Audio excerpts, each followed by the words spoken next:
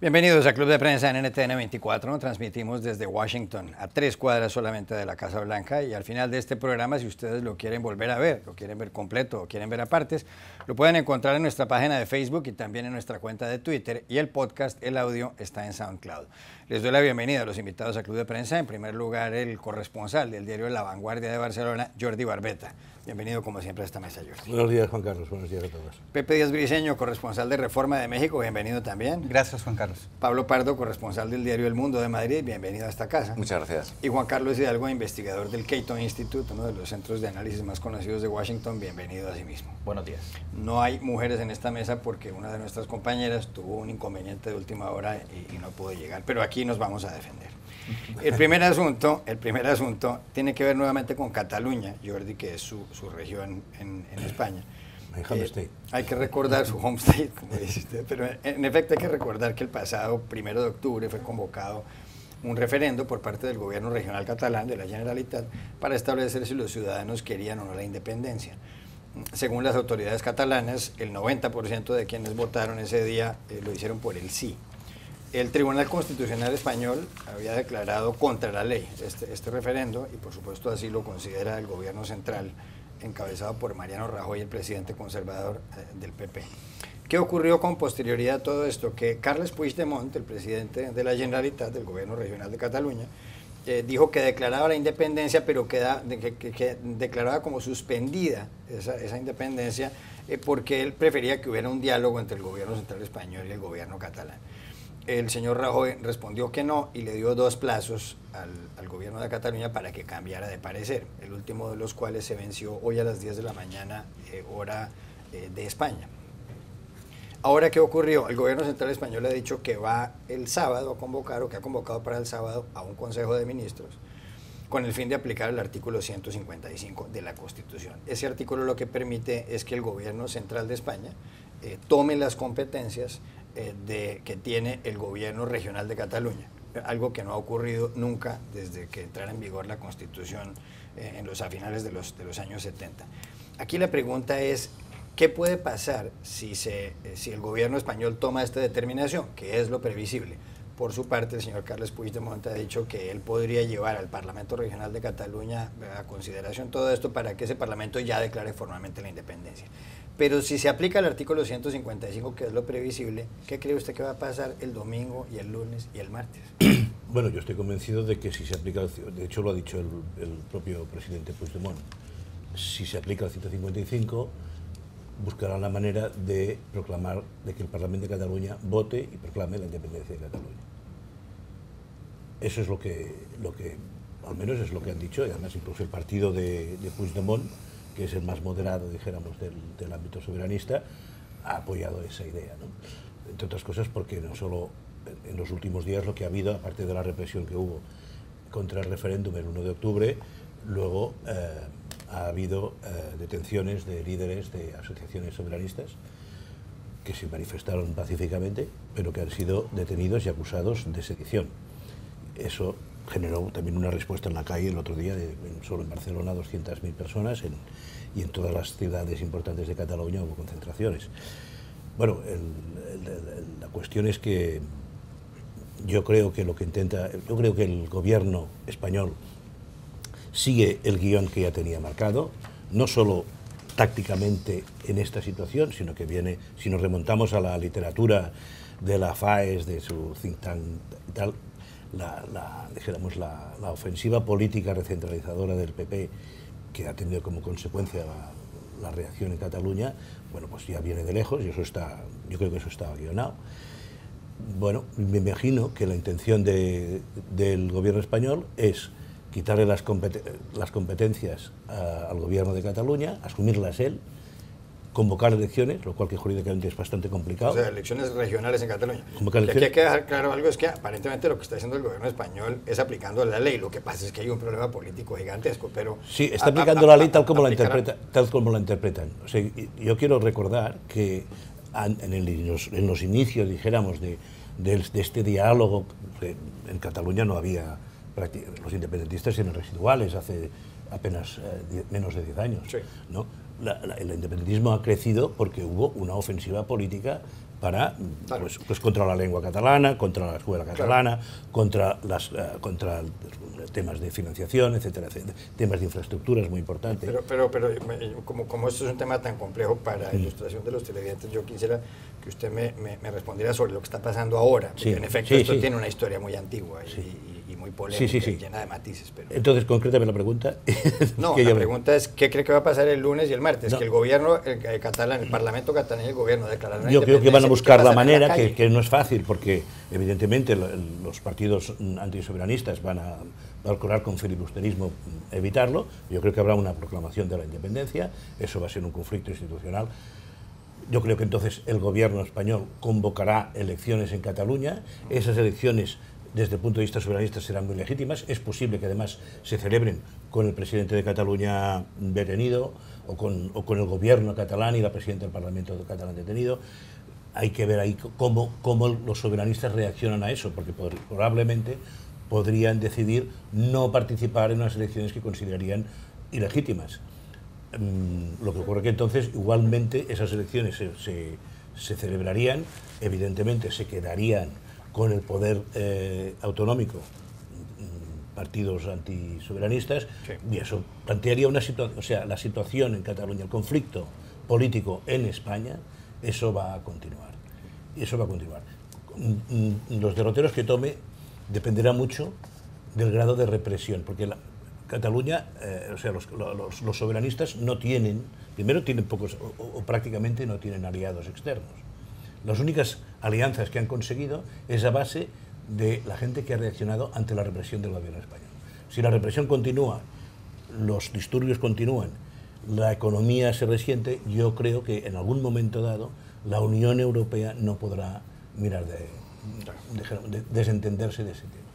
Pablo Pardo, ¿qué cree usted que va a pasar si el gobierno español aplica ese artículo 155 y si el gobierno catalán y el Parlamento en Cataluña declaran la independencia? Y por supuesto, es de pensar que habrá manifestaciones en las calles. Bueno, yo creo que cualquier intento de predecir lo que va a suceder en este conflicto en Cataluña con el resto de España, yo creo que está hecho para hacer que la astrología parezca una ciencia exacta. Entonces, nadie sabe exactamente, yo creo que lo que va a suceder, porque bueno, los acontecimientos han desbordado o han roto muchas previsiones. Sí, parece evidente, digamos, que el gobierno optará por suspender la autonomía catalana. La actitud del gobierno de Rajoy está siendo muy gradualista, muy cauta. Es posible que lleve a cabo algún tipo de acciones legales contra los líderes del proceso independentista. Por otra parte, tampoco tiene otro remedio, quiero decir, es como, no sé, si en mi ciudad, Gijón, proclama la independencia, pues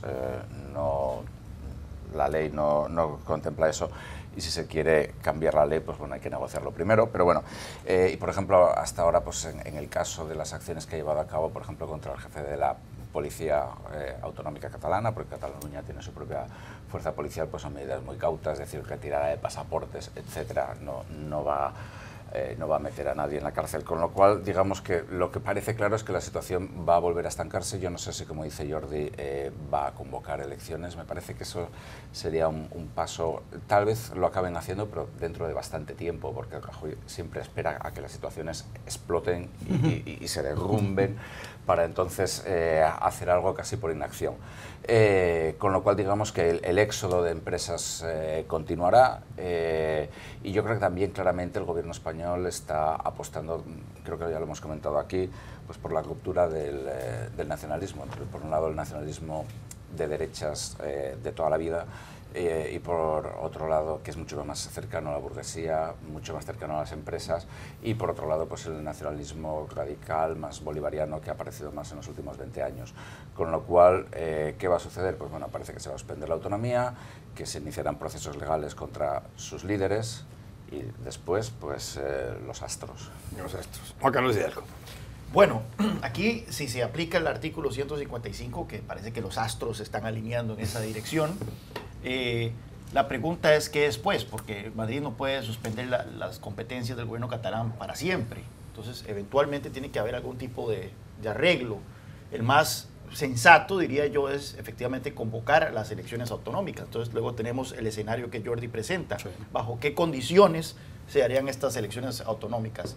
Serían unas elecciones autonómicas que básicamente se verían como un referéndum nuevamente sobre el independentismo, o serían unas elecciones en donde se haga un contexto efectivamente de algunos líderes de los partidos independentistas encarcelados o con medidas cautelares de algún tipo, y en donde el independentismo no participe en el boicoteo de esas elecciones. Yo siempre he pensado que lo más sensato de todo actualmente, yo veo con buenos ojos que a los catalanes se les permita votar sobre su autodeterminación. Lo que digo es que este gobierno catalán no cuenta con el mandato popular para proceder en esa dirección. Recordemos que las últimas elecciones autonómicas se convocaron supuestamente bajo el principio que iba a ser un plebiscito independentista, y los separatistas tuvieron una minoría de los votos. Aún así tuvieron una mayoría de los escaños. Entonces fue un resultado anormal que no le dio ese mandato al gobierno catalán para proceder con este proceso. Si se convoca a elecciones en donde los dos bandos van a estas elecciones con esa visión de que efectivamente este es un plebiscito sobre la eventualidad de un proceso, yo creo que entonces ahí esa es como la mejor manera de empezar a desactivar esta bomba. Lógico, la reacción probablemente de Madrid será, incluso si se hace de esa manera, incluso si los separatistas obtuviesen una mayoría abrumadora, eso aún contraviene la Constitución española, y por lo tanto no lo podemos permitir. Pero bueno, ya eso empezaría a ser más un problema de Madrid que de Barcelona. Lo que sí me preocupa aquí es efectivamente la posibilidad de violencia. Yo creo que tal vez Madrid está apostando un poco al hartazgo de la gente en Cataluña, incluso de los separatistas, que piensen que esto no va a llevar a nada, de que cuando vean la cantidad de empresas que se están yendo de Cataluña digan, bueno, la verdad es que no vale tanto la pena, pero no sé si eso es un cálculo correcto, ¿verdad? Por parte del gobierno español. Puede ser que más bien la gente, al ver estas medidas de Madrid, se enoje más y tome entonces un camino que sea irreversible. Sí, que esto estimule el nacionalismo. Exacto. Pepe Díaz Briceño. Sí, solo una anotación, que el propio gobierno español no tiene claro exactamente cómo aplicar el artículo 155. Hay un debate exactamente cuáles son las competencias que se podrían tomar, todas, alguien habla de cosas muy graduales. Entonces, esto mismo está a debate, como dice Pablo, todo está, digamos, a ver qué ocurre exactamente. Pero lo que sí sorprende, y esta es la parte pues, más interesante, y a lo mejor Jordi puede ser alguien que nos pueda ayudar, es cómo reacciona la calle en Barcelona a ese tipo de cosas. Realmente, si se aplica el artículo 155, ¿será que el gobierno central de Madrid se echa en contra a un 40-50% de la población y dividir aún más una situación que está de entrada polarizada? Aplicar encuestas o sondeos de opinión en este momento en Cataluña debe ser prácticamente imposible. Yo creo que es algo a lo que todo el mundo nos tratamos de interpretar, pero sí conocer lo que siente la calle sería muy bueno, ¿no? Sí, es cierto lo que dices, y enlazando con lo que antes hemos comentado, es cierto que cuando hubo las elecciones del 27 de septiembre, el independentismo tuvo el 47% de los votos y lo que ahora se llama el unionismo tuvo el 30 y pico. Entre medio hay una franja de voto que es el partido, para entendernos, la franquicia catalana de Podemos, ¿no? Que ahí se mezclan independentistas y soberanistas, ¿no?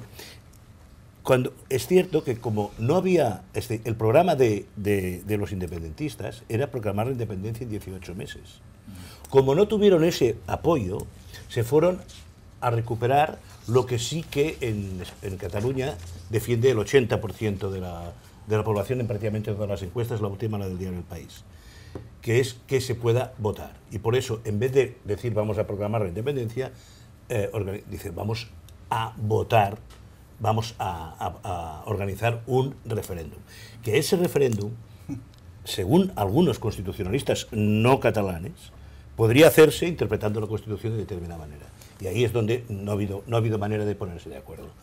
En cualquier caso, yo debo decir que yo estoy muy preocupado porque yo creo que la crisis va a ser larga, trágica, Y creo que además eso va a ser un test, una prueba muy importante para la Unión Europea.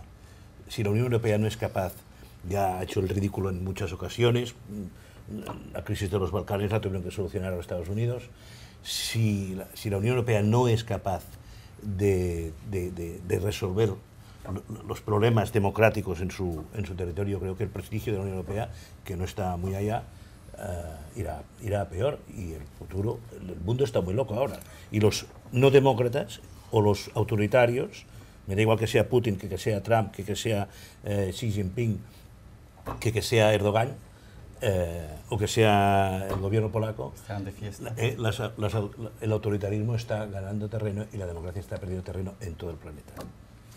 Ya regresamos a Club de Prensa. Volvemos a Club de Prensa en NTN 24 desde Washington. Hay una gran controversia aquí en Estados Unidos, Pepe Díaz Briceño, por unas llamadas telefónicas que ha hecho el presidente Donald Trump a los familiares de algunos soldados muertos en combate. Es tradición en este país que el jefe del Estado llama por teléfono a darles el pésame, a lamentar la muerte de quienes han fallecido por Estados Unidos. Incluso está en primera página del diario The Washington Post, que titula emergen o salen a la superficie algunos detalles de las llamadas del presidente a las familias Gold Star o estrellas doradas, que son los parientes de quienes han muerto en combate. Hay un escándalo, decía, porque el pasado 4 de octubre murió en Níger un soldado afroamericano llamado La David Johnson, tenía 25 años. Varios días después, Trump llamó por teléfono a la esposa de este soldado, a Miesha Johnson. Ella estaba acompañada por una congresista, la señora Federica Wilson, congresista demócrata del estado de la Florida.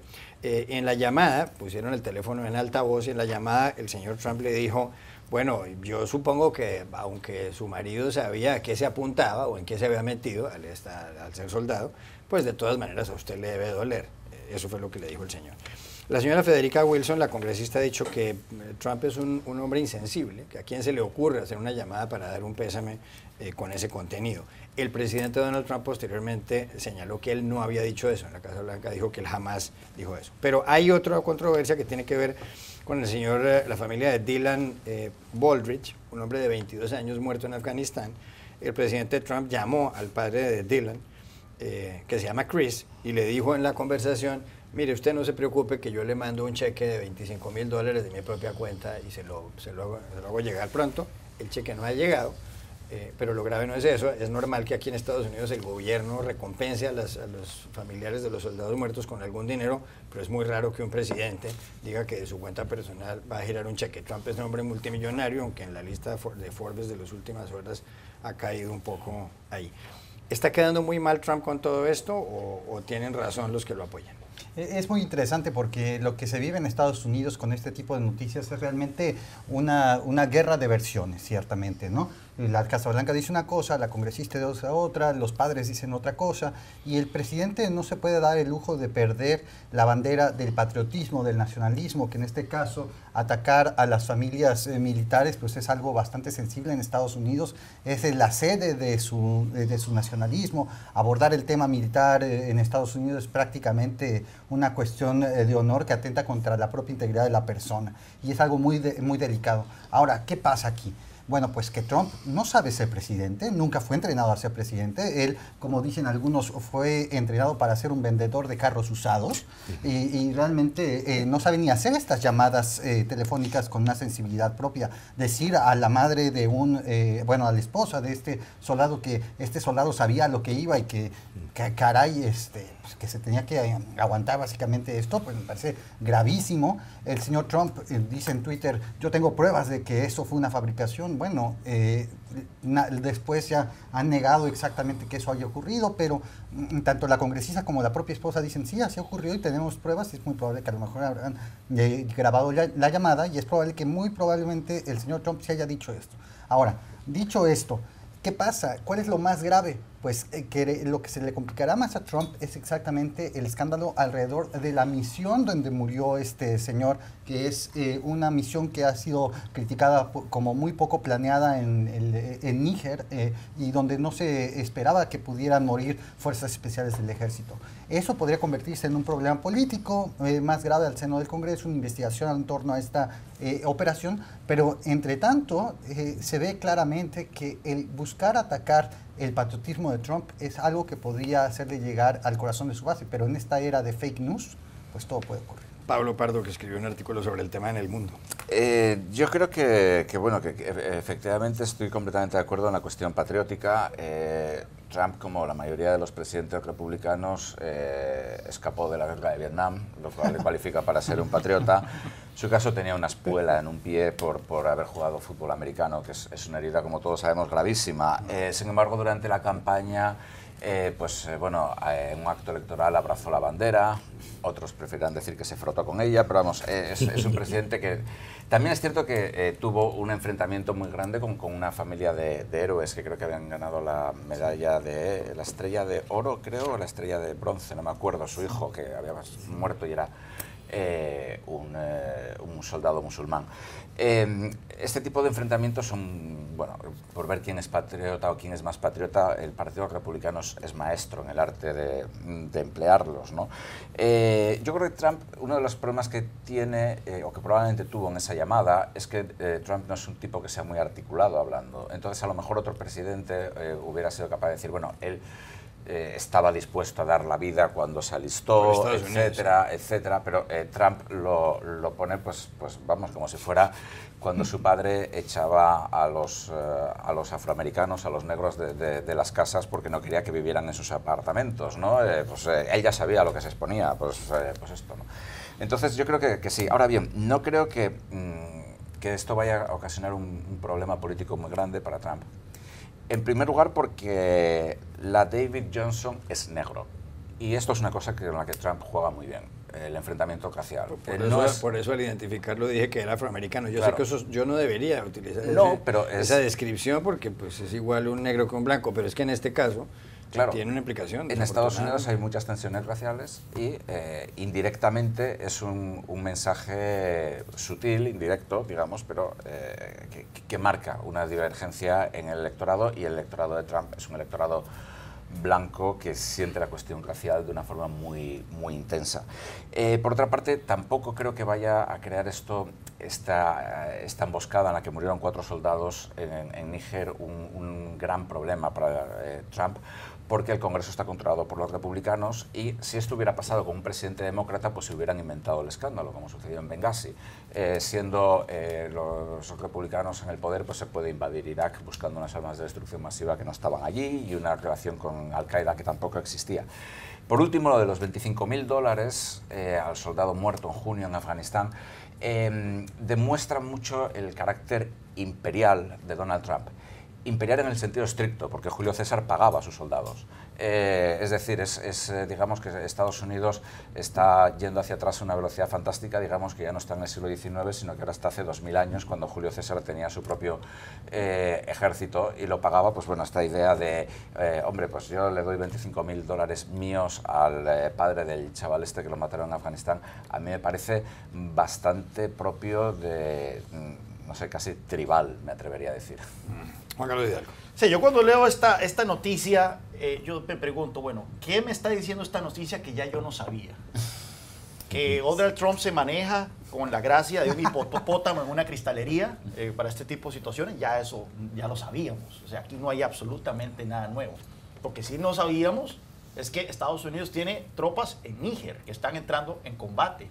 Yo diría que el 99% de los estadounidenses no podría ubicar a Níger en el mapa. Es más, yo creo que la mayoría de los estadounidenses ni siquiera sabe que Níger es un país. ¿Creen que es un insulto racial? ¿Ah? ¿Creen que es un insulto racial? Bueno, puede ser, efectivamente. Y ahí hay 900 tropas, como bien señalas en el artículo, y están entrando en combate. Y no son las primeras tropas que ya mueren en operaciones en África. Y la pregunta es, ¿qué están haciendo? Porque Estados Unidos está enviando tropas al continente africano a entrar en combate contra quiénes, contra Boko Haram, contra Al-Qaeda en el norte de África, etcétera. Y ¿Por qué ese tipo de tropas, esta unidad especial? Hace poco leí un artículo, ¿verdad?, de que Estados Unidos está abusando del uso de sus unidades especiales en este tipo de intervenciones, que son tropas fenomenales en el ejercicio de sus funciones, pero que tampoco son robots, ¿verdad? Eventualmente pueden ser asesinados y pueden incurrir en serios errores operacionales. Así que para mí eso es lo que la conversación. Yo me gustaría que CNN, en lugar porque yo sé que los medios se encuentran facilísimo tirarle a Trump por esto, y por supuesto que Trump merece el escarnio que está recibiendo, pero también que tuviésemos una conversación bastante seria sobre por qué Estados Unidos está desplegando tropas por medio mundo, incurriendo en combates, y ahora ya vemos que no hay nada que agravie más a la opinión pública estadounidense que ver los ataúdes con banderas de Estados Unidos empezar a llegar de Allende. ¿Es excesiva la crítica a Donald Trump por todo esto, al presidente de Estados Unidos? Bueno, por una vez, y sin que sirva de precedente, voy a hacer defensa como abogado del diablo en un aspecto. El problema es que Trump no tiene equipo, porque este tipo no tiene staff. Estas cuestiones te las debe resolver tu equipo. Es decir, te tienen que decir, oye, has de llamar, has de decir esto, privado, se llama así, etcétera, etcétera. Él improvisó la llamada, o le improvisaron la llamada, no sabía ni el nombre, ni de la víctima, ni de la viuda. Bueno, el error es de Trump por hacer eso, pero es que es muy común que los gobernantes pierden el sentido de la realidad. Quiero recordar, por ejemplo, yo que conste que defenderé a Barack Obama hasta el fin de mis días, pero creo que cuando Jane Foley, cuando ISIS degolló al periodista Jane Foley, Obama apareció con un traje claro a explicar el problema y luego jugando al golf. Y la gente dijo, hombre, no es el momento de aparecer, riéndose mucho además en el día del golf. No era el momento de salir así. Pierden el contacto con la realidad, los gobernantes. En España tuvimos un ejemplo tremendo con las víctimas del Yak 42, no sé si os acordáis, un avión militar que se estrelló y que, bueno, recogieron los trozos, los metieron, no hubo manera ni de... Vamos, los familiares aún están en pleito con el gobierno español sobre eso, ¿no? Es decir, pero el problema ¿cuál es? Que es que estas cosas, la solución del trámite, porque claro, para ellos es un trámite, hay que llamar a la viuda y decirle tal y cual, no sé qué. Bueno, eso tiene que estar guionado. Y Trump improvisa tan mal como lo hizo en otras ocasiones. Un papel en la mano con el nombre del soldado. Exacto. Iba diciendo tu chico, tu tal, y luego le dice que bueno, ya sabía lo que se iba, ¿no? Y todo eso. También olvidó el nombre de la viuda, porque ayer cuando habló dijo, yo hablé con ella, es una chica fantástica, pero nunca dijo su nombre. Y entonces, claro, es verdad que entre medio hay una congresista demócrata, y eso también, en eso también es un poco culpa de Trump. Como Trump con un tuit monta un escándalo, eso ahora también lo utiliza todo el mundo. Eso, entonces los demás hacen lo mismo. Entonces la congresista demócrata se agarra a eso para utilizarlo políticamente. Es obvio que aquí hay una utilización política de una anécdota. Ahora, que el dinero no llegue a quien le corresponde, que no sepa el nombre del... Eso demuestra que Trump tiene un equipo muy malo. Y es verdad, no solo tiene un equipo muy malo, sino que es que además lo tiene vacío. Le faltan la mitad de los asesores. Cuando los tiene que destituir por cualquier avatar, ¿no? Y ese es un problema. En este aspecto yo creo que Trump es muy malo, pero no es peor que otros presidentes de otros gobiernos y de otros países. De todas maneras, recordad que la carta de condolencias estaba escrita y la escribió un asesor y estuvo durante una semana en la Casa Blanca, y solamente ayer creo que Trump dijo, no, y la hemos mandado al correo hoy o ayer o mañana va a salir, una cosa así. No sabía. Bueno.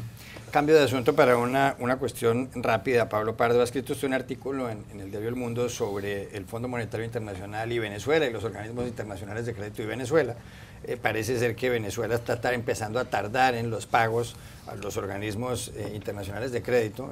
Usted ha entrevistado al ministro de Hacienda de Colombia, Mauricio Cárdenas, que ha señalado eso tras unas reuniones con autoridades aquí en Estados Unidos, pero además cita usted en su artículo que el Financial Times, el periódico inglés que está aquí, el papel salmón, ha hecho un cálculo según el cual si hubiera que rescatar a la economía venezolana de la crisis en que está, eso costaría $30.000 millones. ¿Y eso cómo se haría? ¿Y qué consecuencias tendría? Porque no parece cosa de una bicoca. No, desde luego. Además que en el cálculo del Fondo Monetario serían 30.000 millones de dólares durante varios años, no solamente un año. Digamos que estaríamos hablando ante un paquete de rescate bastante considerable, no tan grande a lo mejor como los de Grecia, pero sí tal vez del tamaño del de Portugal o incluso del de Irlanda. Desde luego, claro, primero Venezuela tiene que pedir ayuda al Fondo Monetario y no parece que en el DNA del gobierno venezolano esté pedir ayuda absolutamente a nadie que no sea China o Rusia. Entonces parece poco probable que eso vaya a suceder. Sin embargo, sí que es cierto que Venezuela está en una fase de desintegración económica muy grande. El presidente venezolano Nicolás Maduro ha echado la culpa a Estados Unidos de la crisis, aunque fundamentalmente la crisis se debe a mala gestión de la economía y al desplome de los precios del petróleo, como también señalaba el ministro de Hacienda colombiano, y por consiguiente es una situación bastante negativa. Ahora mismo, por ejemplo, el gobierno de Estados Unidos ya ha empezado a trazar planes para una operación humanitaria en Venezuela si la economía llegara a desintegrarse, cosa que parece que por el momento no se va a producir, pero bueno, hay incluso rumores de que USAID, que es la agencia de ayuda internacional del gobierno de Estados Unidos, tiene un presupuesto de 200 millones de dólares para llevar alimentos y productos de primera necesidad. Sí. Los que no están llevando a Puerto Rico tal vez los llevarán a Venezuela. Entonces, digamos que es una situación muy complicada porque además un ajuste del Fondo Monetario es durísimo. El problema que tiene Venezuela ahora mismo es hiperinflación. Lo primero por lo que va a ir el Fondo Monetario es a por la hiperinflación. Eso va a significar una carestía absoluta de la vida o un desplome de los salarios, lo cual nos da igual. Y eso sería, digamos que todavía a los venezolanos les esperaría una cura, como diremos en España, una cura de caballo para salir de sus actuales problemas. Caramba. Ya regresamos al Club de Prensa. Volvemos al Club de Prensa en NTN 24 desde Washington. Pepe, hay una noticia de Italia a propósito de lo que se llama en inglés fake news, o sea, noticias falsas. Se ha hablado mucho de esto, especialmente en la última campaña presidencial aquí en Estados Unidos, la que terminó en las elecciones del 8 de noviembre, porque se estableció que había habido muchas mentiras en la campaña de Donald Trump con respecto a Hillary Clinton y seguramente también en la campaña de Hillary Clinton hubo varias. Bueno, ahora resulta que Laura Boldrini, que es la presidenta de la Cámara de Diputados de Italia, ha hecho un acuerdo con Facebook y también con el Ministerio de Educación de ese país para que a los estudiantes en el bachillerato, y esto se va a aplicar en 8.000 colegios, en la secundaria, en 8.000 colegios a partir del 31 de octubre, del día 31 de este mes, aparte de que los estudiantes puedan aprender cosas como la Divina Comedia de Dante o algunas otras grandes obras de la literatura y puedan estudiar sobre eso, para que les entreguen una especie de 10 mandamientos, aparte de aquellos de la ley de Dios, otros 10 mandamientos para que se los aprendan. Y para que ellos puedan entender, por ejemplo, que uno no debe compartir en las redes sociales o por las redes sociales información que no sea verificable y que no sea cierta. O que cada vez que uno lee una noticia deba preguntarse por lo menos si hay fuentes confiables que hayan dado la información que haya dado pie a esa noticia. Este tipo de cuestiones. ¿Es útil esta iniciativa o no? Para empezar, me parece muy interesante que haya ocurrido en principio en Italia, ¿no?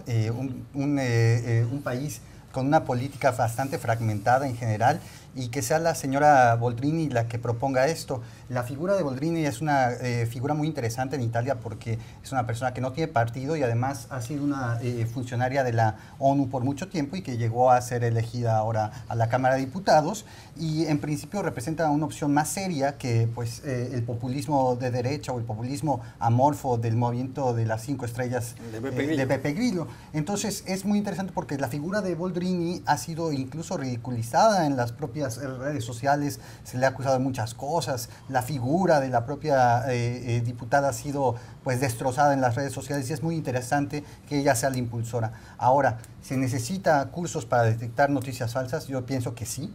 Definitivamente ya hay un grado de alfabetismo que tenemos que reconocer que no solo los niños, sino los adultos deberíamos estar sometidos. Yo mismo como periodista en algunas veces en Twitter he encontrado algunas noticias que he compartido y he tenido que retractarme porque han resultado falsas. es muy difícil ubicar el origen de las noticias en muchos casos, y la gran pregunta es, ¿estamos nosotros como seres humanos, los lectores, la gente, las audiencias, listas para este tipo de cursos? Yo pienso que incluso nuestros prejuicios nos previenen, incluso con la mejor preparación, a detectar las noticias falsas. Es buena esta iniciativa. Bueno, es una iniciativa bien intencionada. De todas formas, yo, antes que los escolares, empezaría por los periodistas. Porque, claro, o sea, que no alfabeticen. Los periodistas son, o los que fabrican las fake news, o los que las difunden sin verificarlas. Y ese es el gran problema que tenemos.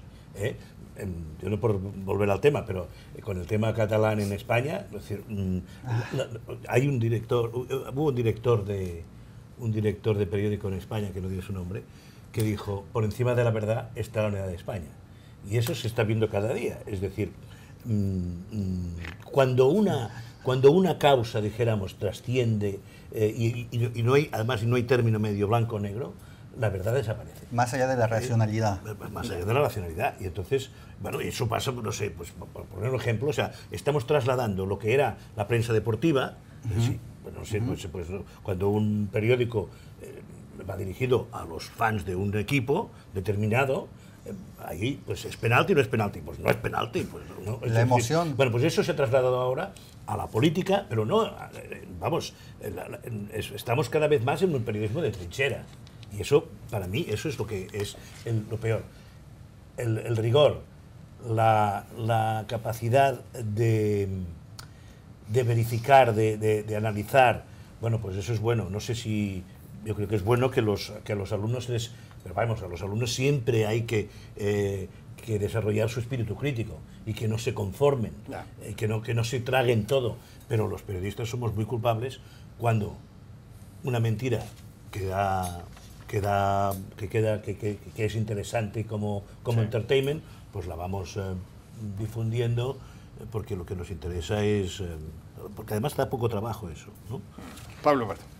Yo creo que, bueno, estoy de acuerdo con mis compañeros, creo que es una cosa bastante complicada. En primer lugar, bueno, yo disiento en el hecho de que los periodistas creamos las noticias falsas. Muchas las creamos los periodistas, pero hay que tener en cuenta que en los últimos 2-3 años han aparecido verdaderas granjas de contenidos falsos creadas por gente que vive de eso. Algunos de ellos viven en San Petersburgo y trabajan para Vladimir Putin, otros viven en California, etcétera, y han salido pero a los medios de Breitbart también son comunicación. periodistas, ¿no?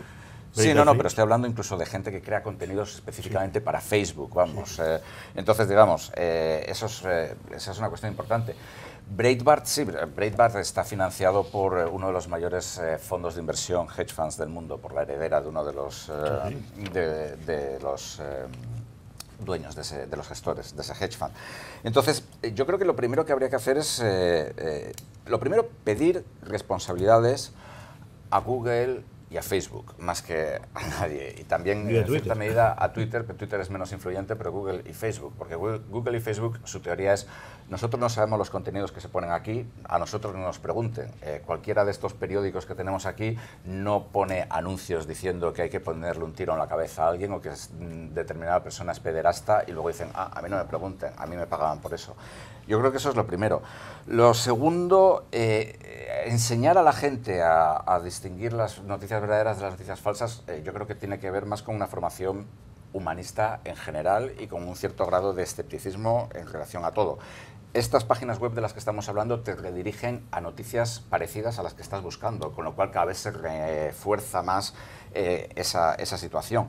Yo creo que todos los países en todos los países desde siempre se han creado las noticias falsas. No creo que sea un fenómeno nuevo. Lo que pasa es que hoy en día es mucho más viral y mucho más rápido.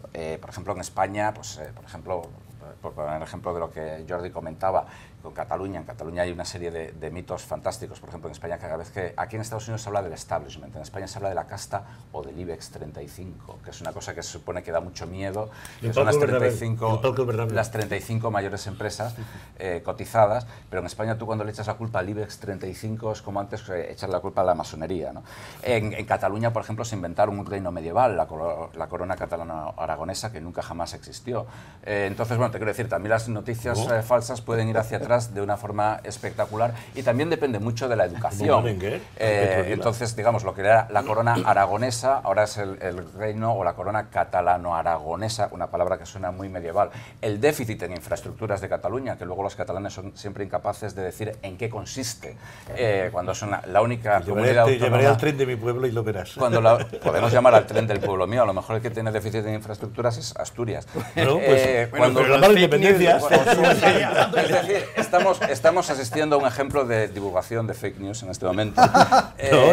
No. Bastante evidente, la única comunidad autónoma a la que Franco dejó con autopistas conectando todas sus ciudades es Cataluña. Entonces, la cuestión de las fake news... Pero si son todas de peaje. Sí, pero eran autopistas cuando España no las tenía. Sí, claro, entonces, la cuestión de las fake news, como podemos ver, va mucho más allá de Facebook, a casos mucho más cercanos. Juan Carlos Hidalgo. Bueno, a mí me parece importante que haya esta cultura cívica de identificar noticias falsas de noticias verdaderas. Uno que sigue las redes sociales y está conectado todo el día a Facebook y a Twitter, a veces que le agarra un poco de escalofríos ver a amigos de uno, incluso gente que uno conoce, que compartió universidad, posteando cosas de medios que uno sabe que son noticias falsas, Russia Today o Breitbart News o Sputnik o algo por el estilo. Así que es importante. Aquí hay dos cosas que me generan un poco de incomodidad. Primero que todo, que sea el Estado el que le inculque a los niños qué noticias creer y qué no. Porque entonces ahí ya empezamos, ya creamos un precedente que puede ser peligroso en el futuro. Imagínate que mañana Maduro sale anunciando de que va a enseñar a los niños qué noticias creer y qué no. Saber distinguir entre fake news y noticias falsas y no noticias falsas. Bueno, ya sabemos por dónde va la cosa. Aquí, por supuesto, es una figura seria del establishment político italiano, pero nuevamente eso no quiere decir que en un futuro pueda llegar un Berlusconi de nuevo al poder ya con 98 años y empezar a inculcarle a los niños qué noticias creer y qué no creer. Y lo otro que me preocupa aquí efectivamente es que los principales generadores de noticias falsas no son tanto los periodistas sino los mismos políticos. Dudo mucho que este curso le vaya a enseñar a los niños a no creerle a los políticos sus promesas. Caramba. Ya regresamos al Club de Prensa. Volvemos al Club de Prensa en NTN 24 para despedirnos. Gracias, Jordi Barbeta, por haber estado aquí. Pepe del Viseño, Pablo Pardo y Juan Carlos Hidalgo. Y a ustedes los espero mañana nuevamente en Club de Prensa.